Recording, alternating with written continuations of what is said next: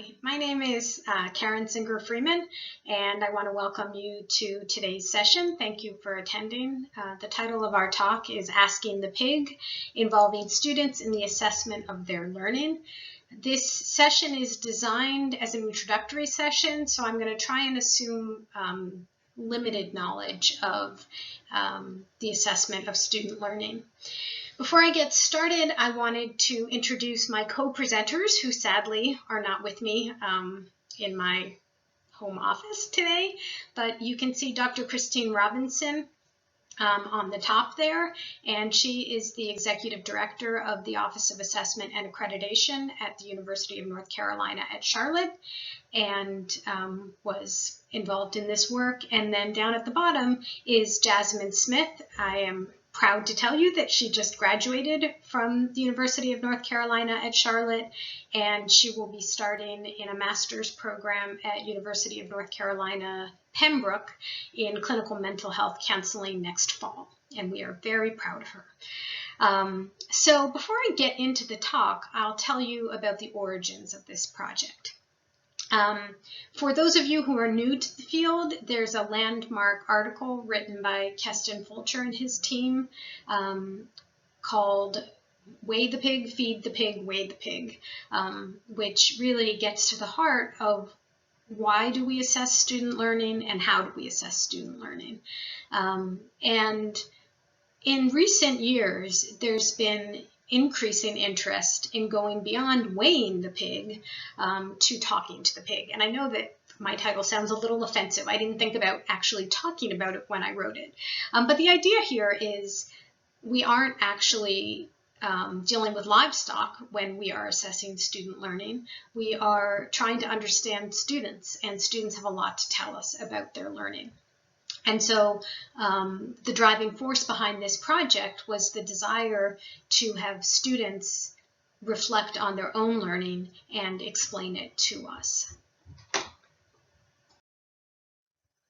So if we think about what is the value of involving students in assessment, we can think about the value to three groups of stakeholders. The first group are the students, and there's a nice body of research that has shown that when you actually engage students in conversations about their learning, it has a lot of important benefits to the students. So firstly, it helps students become aware of what they're actually learning. So when you start to talk to students about what they believe they've gotten out of courses, oftentimes you can be surprised to find out that what you think you've been teaching is not necessarily what the students have been learning. And beyond that, oftentimes students have learned things that they don't recognize that they've learned. And if we don't know we've learned something, we're less likely to retain it, and we're less likely to use it in the future. So the first big benefit of involving students in discussions and contemplation on their own learning is to help them become more aware of that learning. The second area that this can help students is it can help students become aware of the gaps in their learning.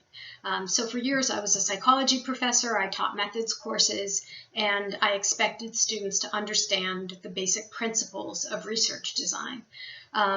But if students didn't realize that I expected them to know that, they might be missing a key element and not be aware that they were missing that. And so I found, as a faculty member, that conversations with students about what I expected them to know helped them to fill in gaps where maybe they didn't know something. The third way it helps students is it really engages them. So it's easy for college students to start to feel that they're sleepwalking through their college career and checking boxes. And I found that when you talk to students about their learning, what you want them to learn, why you think it's useful to them, why it's important for the major, they enjoy those conversations and they become more engaged with that learning. And then the last, in some ways, is the most important, but as we create college graduates, we aren't simply increasing knowledge for students. We're certainly increasing knowledge for students, but we're also shifting their identity. And so if we are trying to graduate somebody who is a psychology major or a chemistry major, we want that to be part of their identity, that they have expertise in this area. And when you talk to students about their expertise, it helps them start to see that in their own self-image. In addition to being beneficial to students, involving students in assessment of their own learning is really useful to faculty. As I alluded to, I was a faculty member for 20 years before I became an assessment professional, and I actually sort of found my way to assessment because in my own classroom I found it so valuable to talk to students about what they were learning and what they weren't learning. And this can be really helpful in terms of identifying curricular gaps within a single class, pedagogical gaps in terms of how you're trying to deliver a class, and then also those broad curricular gaps where, you know, something is taught across a curriculum. So, you know, are students getting sufficient exposure enough times to really master an outcome that you have set for your major?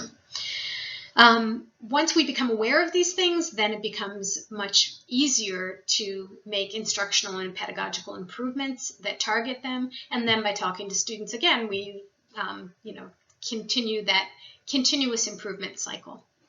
Finally, from where I sit now in an institutional office of assessment, asking students about their learning gives you much better data. And I hope by the end of this session, you'll agree with me. But when we ask departments to report data on student learning, it's oftentimes hard to fully understand where students are learning and where students are struggling. And once you begin to discuss this with students, I think you get a much richer, clearer picture. And that also can really help you when you want to understand how a change you've made in a curriculum or a class has led to improvements in learning. So very broadly, there's 3 models of involving students in the assessment of their own learning. The first are classroom-based efforts that I alluded to on the last slide. So when I would teach classes, I would start every course with a description of my learning outcomes and explain how I hoped to have students accomplish those learning gains. And then at the end of every course, I would have a discussion of those learning outcomes again and essentially run a focus group where I would ask students to tell me, you know, how effectively did my assignments and my materials support those learning outcomes, and how effectively did they feel that they mastered them. And I just found this a really wonderful way to improve my own teaching and also engage students with their own learning. Any sort of formative assessment can be viewed as a way of engaging students in evaluating their learning. So anytime a faculty member asks students to demonstrate their learning, we can view this as a way also of evaluating the student perspective on their learning.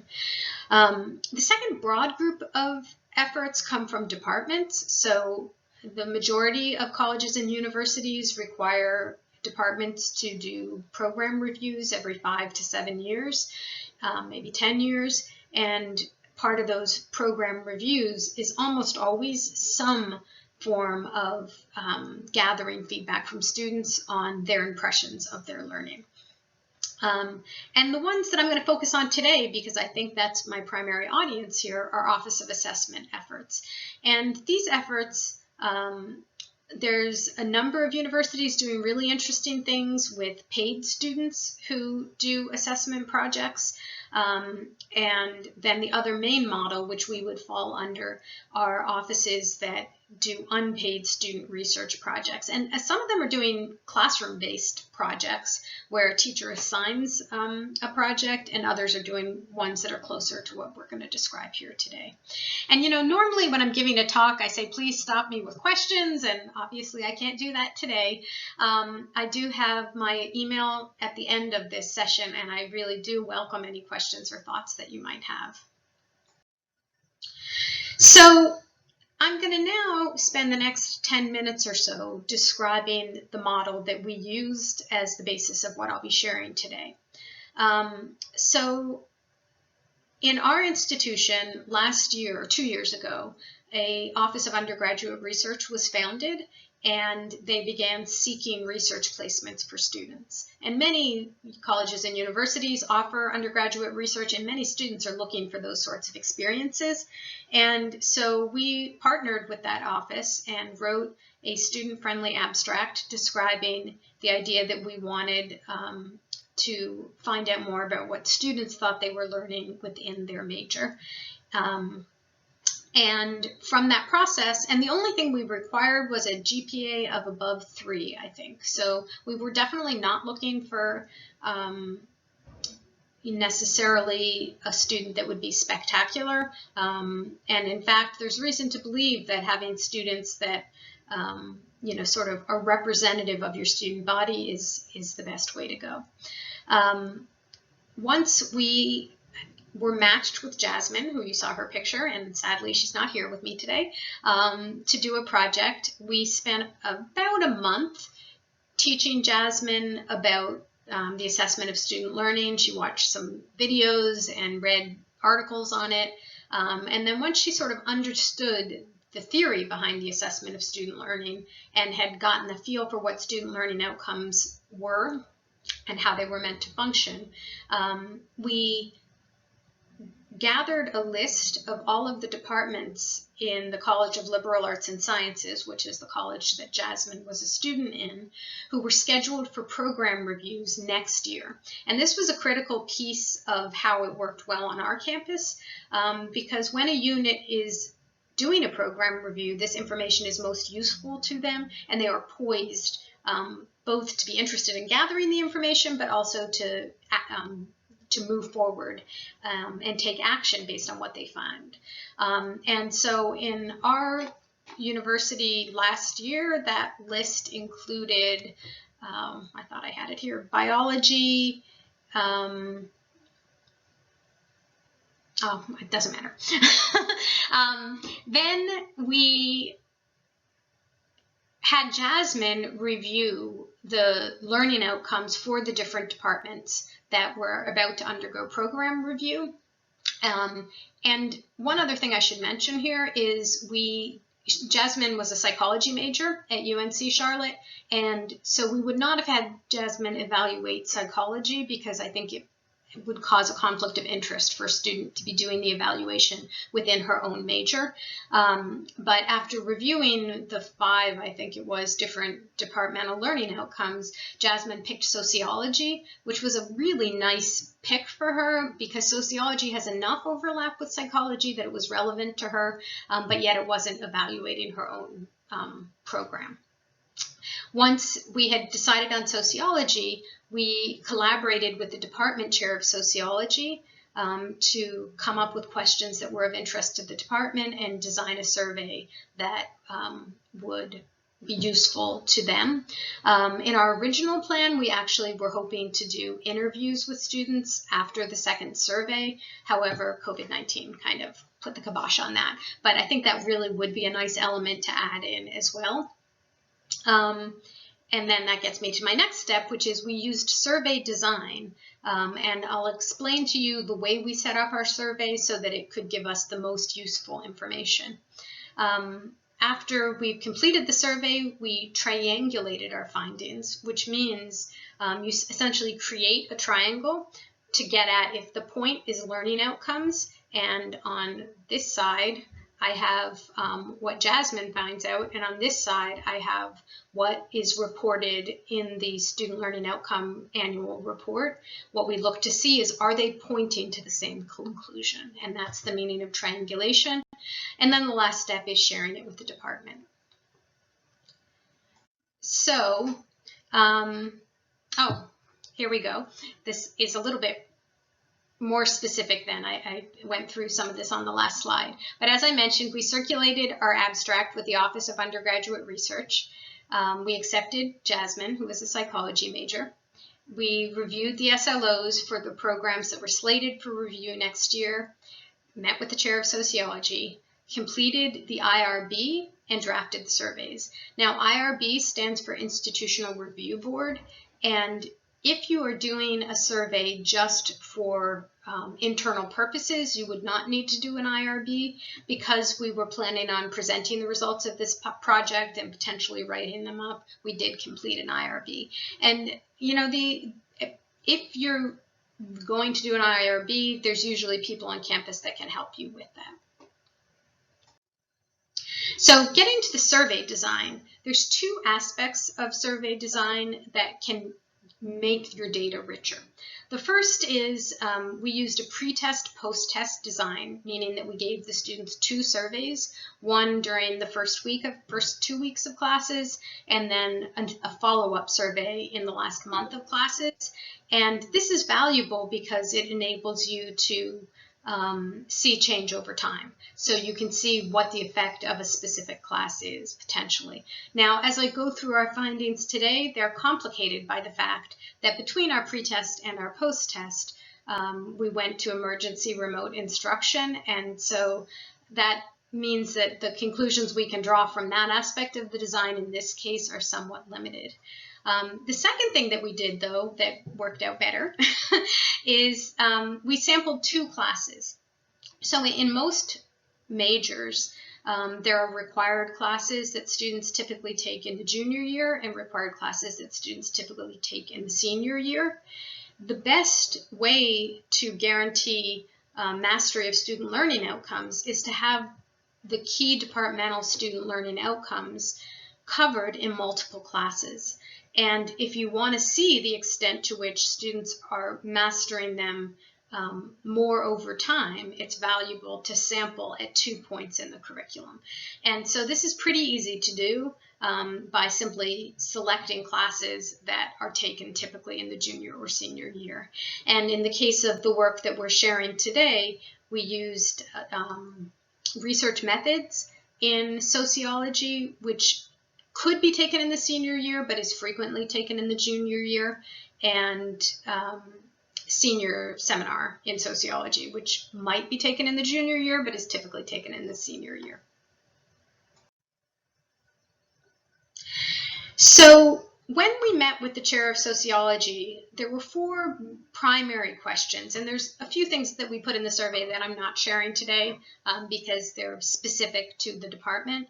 But the first question they really wanted us to dig into was, to what extent do students value their learning outcomes? So I'll show you in a moment that they have a series of learning outcomes that they think are what students need to be successful as sociology graduates, and they wondered, did students share that belief? The second question they had was how students felt about their mastery of those learning outcomes.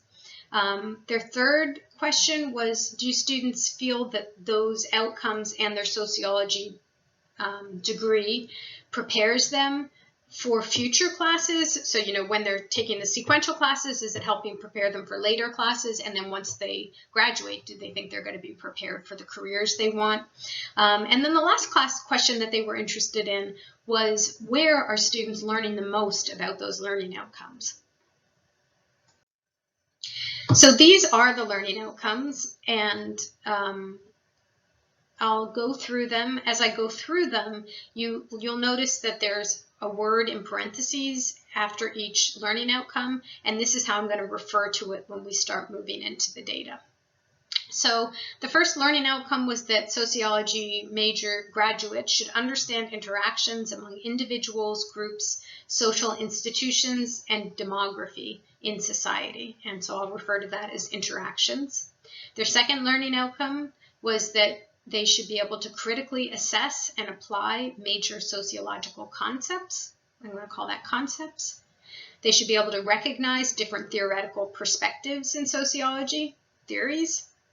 They should understand research methods appropriate to sociological inquiry, methods. They should be able to pose research questions, develop logical arguments, and evaluate evidence, evaluating evidence. And then these last two are actually university-wide learning outcomes that are required for every major. So they should be able to develop strong oral communication skills and develop strong written communication skills. So now I'm going to take you through the major elements of our survey. We did ask some demographic questions, and as I mentioned, some other questions that were really specific to the sociology department's interest. And the icons now are matching the icons on the previous slide to show you what they're evaluating. So for each of those 7 learning outcomes, we asked students to indicate how useful mastering the outcome will be for them after they graduate. For each learning outcome, we asked them in the pre-survey to rate their current level of mastery. And then you can see when I have something over here, this is because in the post-survey, they were asked a different question, which is report how much your mastery improved as a result of taking either research methods or senior seminar. And we adjusted that, so whichever class they were in, they were asked about that class. We also asked them, thinking about the classes you've taken at UNC Charlotte, select the class that taught you the most about each learning outcome. So that was to try and determine where they were learning about those learning outcomes. We asked, to what extent do you feel sociology classes prepared you to succeed in a future career? And this was just a single drop-down item. And to what extent do you feel your past sociology courses prepared you to succeed in the current class, whichever that one was? For all of these, we used 4-point Likert. Likert scales describe where you choose from set options, like very much, a little, not so much, not at all. And for those of you who haven't created surveys very much, one key choice, you don't want to have too many Likert items because what happens is different students will focus on different parts of your scale. So if you have a 7-point scale, you'll have some students that just hang out at 1 to 4 and other students that hang out at 3 to 7, and it's hard to tell what that really means. So generally people think a 3 to 5-point Likert scale is the right number. If you have an odd number, that allows neutral responses. And so, you know, sometimes students want to be neutral, but in my experience, I've found that having an even number, which doesn't allow that neutral response, tends to get more nuanced responding, because some students, if they aren't fully engaged, will just put 3s all the way down if 3 is the middle, right? So if you had a 5-point scale. The way we administered, well, actually, I'll get to that in a minute. In addition to these Likert scale questions, we also had open-ended questions. Open-ended questions, I feel, are critical in a survey because it allows students to tell you what they're really thinking and explain why they didn't like one of your questions and stuff like that. And I'm really glad we included them here, especially since we didn't get to follow up with the interviews that we had been hoping to. After each of the Likert scale questions, we did include an open-ended comments box so students could explain if they had a problem with the question format or wanted to tell us anything else. And then additionally, we asked these 5 questions. What are the most important skills you should have when you graduate from college as a sociology major? I'm not going to actually share that data with you today, but it was quite interesting that almost everything they wrote fell under one of the 7 sociology learning outcomes. We asked them about the career that they wished to pursue or additional education after graduation. We asked them if they would have liked any other training, and we asked if they felt any other classes would have been important in the sociology major, and then we ended with just sort of an open-ended, tell us anything else. The way we administered the survey was the department chair contacted the faculty who were teaching 2 sections of research methods and 2 sections of senior seminar and provided an introduction to us, and then Jasmine coordinated with them so that they offered small amounts of extra credit in exchange for participating in the survey. An important thing, again, if you haven't done this very much, is the surveys, the data was kept anonymous. And so we actually have not yet shared these findings with the sociology faculty, and that only should happen once you have turned in grades, or the faculty has turned in grades. Okay, so what did we find? The first data I'm going to show you is students' responses to the question, how useful will each of these 7 learning outcomes be to you after you graduate? Remember, we're on a 4-point scale. So on this scale, 1 meant not at all, 2 meant very little, 3 meant somewhat, and 4 meant very much. And what you can see here is all of the averages are between 3 and 4. So that tells you that your students are pretty happy and saying for the most part they think these learning outcomes are going to be important to them after, or useful to them after they graduate. We did statistical analyses on this, and I'm not showing you differences between juniors and seniors because those weren't significant. But if you see the box around the middle 3 items, theories, methods, and evaluating evidence, those were valued as significantly less useful than interactions, concepts, and oral and written communication. And so what this tells us is the students believe that the research methods elements and the theoretical elements are less relevant than those other elements, which for the most part were equally important to them. The next question that we asked them was to rate their current level of mastery. And now this figure is getting a little bit more complicated. So our Likert scale here was 1, not at all, 2, approaching proficiency, and I should say 1 was not at all proficient, 2 is approaching proficiency, 3 is proficient, and 4 is excellent.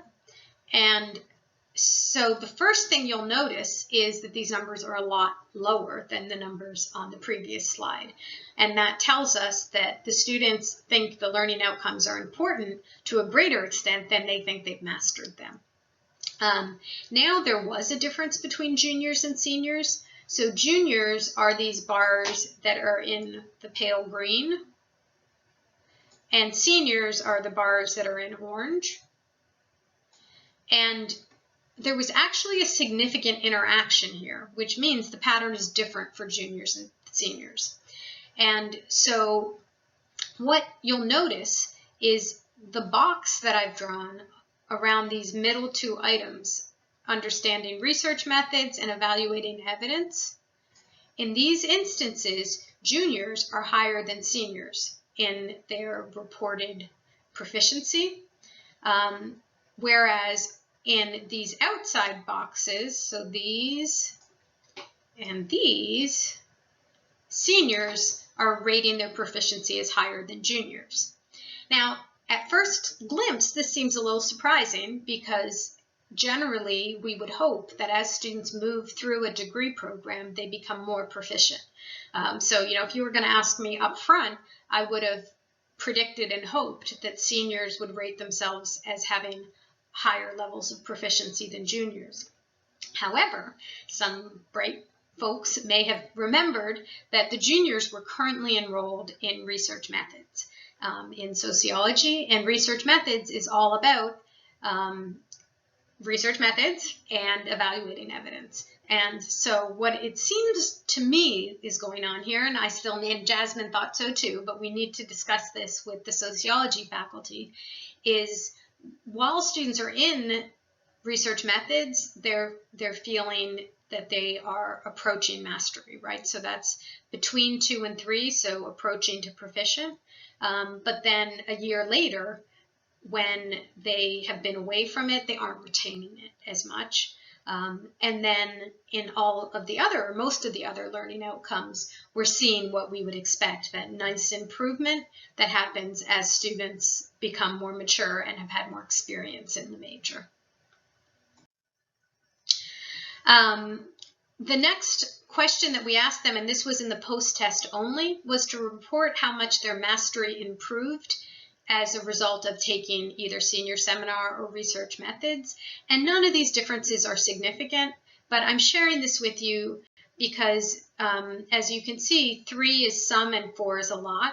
And this shows a pretty high level of feeling that the courses helped them improve their abilities in these key learning outcomes. So now this is a whole new picture, and don't feel overwhelmed. I will explain you through it. You'll recall that the third sort of question that the sociology department had was, where were students learning about the different learning outcomes? And so what we have here is these are 4 required classes that all sociology majors take. Introduction to Sociology, Sociological Theory, and there's 2 versions of sociological theory, and those are grouped in this one: Research Methods in Sociology and Quantitative Analysis in Sociology. We did not include Senior Seminar, even though that one is required, because only a subset of the respondents were at that point yet. So now what we're showing is students had to pick the one class where they thought they learned the most about each of these learning outcomes. And this is a stacked graph. So you can see in the pale green, this is the percentage of students who said they learned about interactions most in Intro to Sociology. And here's Intro to Sociology for concepts, for theories, for evaluating evidence, oral communication, and written communication. And then, orange is theory, yellow is research methods, and pink is quantitative analysis, which only makes a little appearance right there. So when you eyeball this, I think this is really interesting, and I can't wait to discuss it with the sociology faculty. But the first thing that I think really jumps out is that first broad learning outcome of understanding how all these different features of sociology interact. Students feel like they're getting that from Intro, and having taught Intro Psych, that's a really impressive, to me, outcome to come from an introductory course, because introductory courses are these broad overviews, but oftentimes I think it's easy to get bogged down in the little nitty-gritty details, and that half of the respondents told us that's where they learned how to integrate stuff. I found very interesting. And Intro's coming up across the board as contributing. When we move to the theory class, this is sort of the pattern that I would expect, because concepts and theories are the places where that one is getting large proportions of the students. So 78% said that's where they learned about theories, and 61% said that's where they learned about concepts. And that seems about right. Research methods, this is confirming what we saw on the previous slide, that's really where they're focusing on evaluating evidence. But also they're learning a lot about writing there, and that is probably because it is a writing intensive course, and learning about oral communication there too. And then quantitative analysis, having taught quantitative analysis also, not surprised by this finding, but sorry about that, I got ahead one slide. I was just going to say that I think the finding of quantitative analysis coming out so infrequently as a class where students have learned is going to be a discussion point for the sociology faculty. So now we are looking at the triangulation of data from faculty reports of student learning, which are generated from the senior seminar class based on an oral report and a capstone project, comparing them to students reporting on their own mastery of the learning outcomes. And so what you can see here are the pale green bars are now showing us the percentage of students that rated their own mastery of a learning outcome as excellent. And so you can see that 35% of students felt that they had excellent mastery of interactions, 22% for concepts, 13% for theories, 10% for evaluating evidence, 27% for oral communication, and 30% for writing. The next bar in orange is showing us the percent that rated themselves as either excellent or proficient. Okay, so this is really students rating themselves as proficient or better. And so now you can see that it's going up to 73%, 53%, 50%, 55%, 57%, and 83%, so much higher. The golden bars are showing faculty ratings. And so for faculty, they only rated whether the percentage of students who were proficient, and proficiency meant receiving a score of at least 5 out of 10 on a rubric that was used to evaluate each of these. And the key thing to notice here is that the faculty ratings are substantially higher than the student ratings. Now, this is qualified by the fact that over about 2/3 of our students were juniors, and so that could be driving some of the differences in numbers, but it still seems that this may point to the fact that students have higher expectations for their own learning than faculty have. So the final question that I want to discuss with you today is the general question we asked students, where we asked, broadly, how have your sociology courses prepared you to succeed in a future career? And these results, I think, were somewhat affected by the fact that we had to go to emergency remote instruction. But what you can see here now are we have juniors and seniors, as we've had previously, in pale green and orange. And now we're looking at comparing the pre-test, which was the beginning of the semester, to the post-test, which is the end of the semester. And there were two significant findings. The first is that all students felt significantly less prepared for a future career at the post-test than the pre-test. And we think this, for all students, has to do with the fact that many people lost their jobs and the economy has gone down, and so that's created greater insecurity.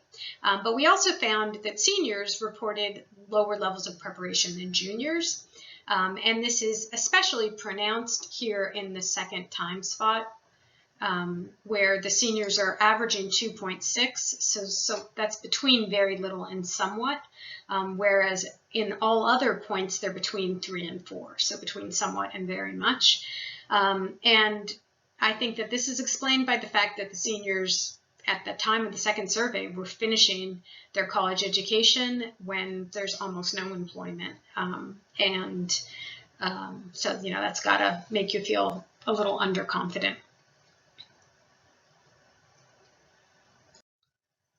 So conclusions, and I do apologize about the glitches earlier.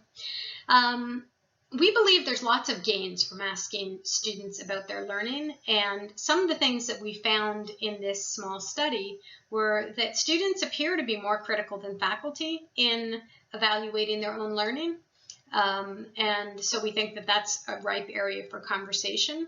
We think as students approach graduation, they start to be even more critical in assessing their learning, and I'd be really interested to know how that shifts once they've graduated.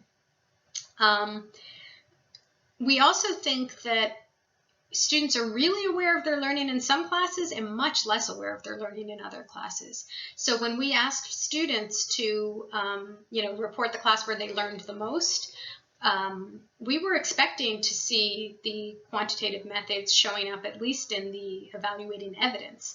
And the fact that it showed up so rarely, I think, is an indication that there may be room to communicate with students about their learning in that class. And we also found that students appear to undervalue some SLOs, and it's those same SLOs that have to do with the more research end of things. And so that might be an area that would be an interesting place to have conversations or communication with students. In addition to there being value to learning about student perspectives on assessment, we think there's a real value in having undergraduate students help with this process. So Jasmine was really key at every stage of this project. She helped write the questions, she helped conceptualize the project, she got students to respond, she talked to the faculty, and she really helped interpret the findings. So everything that I've shared with you today, that came out of conversation between me and Jasmine. And I think one big contribution of Jasmine's to the project is I know that the chair of sociology was really happy to be working with a student on it. So I think it engaged him very effectively, and I think students feel more engaged when it's a student who's asking the questions. In the original design, we were hoping to have interviews, and that would have been even more so here, that a student would have felt, I think, a higher level of comfort sharing his or her thoughts with another student than they might with someone like me. When Jasmine and I were discussing the project, one of the things she mentioned that she thinks would have been helpful for her would be to have another student that she could have been working with, and I agree wholeheartedly. So as we carry this forward, or if you try and adopt this, I would encourage having 2 students at least. Jasmine pointed out that sometimes coming to me with a question either felt uncomfortable, or, if she was working at 3 o'clock in the morning, she didn't feel that she could text me, but she could have talked to another student. And I think also just having multiple student perspectives would have even more helped us make sure that the language we were using was made sense to students and all that kind of stuff. And then additionally, the project for Jasmine provided her with research experience, and I'll show you on the next slide some of the things she felt that she got out of it. So as I mentioned before, our next steps are sharing these findings with the sociology department, and next year we're hoping to sponsor at least 2 students to do projects with different departments. So I have here just a few excerpts from things that Jasmine wrote about her feeling about the experience. So in terms of the benefits to her, she wrote that she learned about qualitative analysis. She gained skill in creating and conducting academic surveys, and she found the introduction to student learning outcomes useful. And then I'll just read you this quote from what she found most valuable. Understanding how to balance what the sociology department wanted for students and what students reported gaining from classes. As a student, I've only considered what we feel about the subject. This internship exposed a behind-the-scenes perspective of college academics. And I think that quote really describes one of the real benefits to students when we take the time to do this, is we're giving them insight into what it is we're trying to do in the classroom. So I think faculty spend a lot of time telling students what they should do, but sharing the whys and finding out from students the extent to which it's working, I think, has a lot of promise. So now would be the time for questions, comments, or thoughts. I'm sure that being on yet another webinar, nobody minds ending a few minutes early. We really are sorry that we couldn't be there with you. I love being in a room with people and talking about stuff. My email is there, and feel free to write the 3 of us there, and I will forward the message and be sure to respond to you quickly.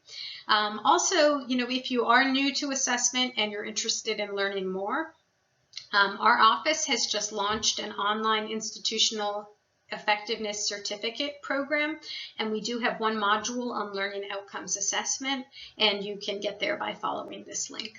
So thank you very much for coming to this session, and I hope you enjoy the rest of the conference, and I hope I'll meet you someday. Bye-bye.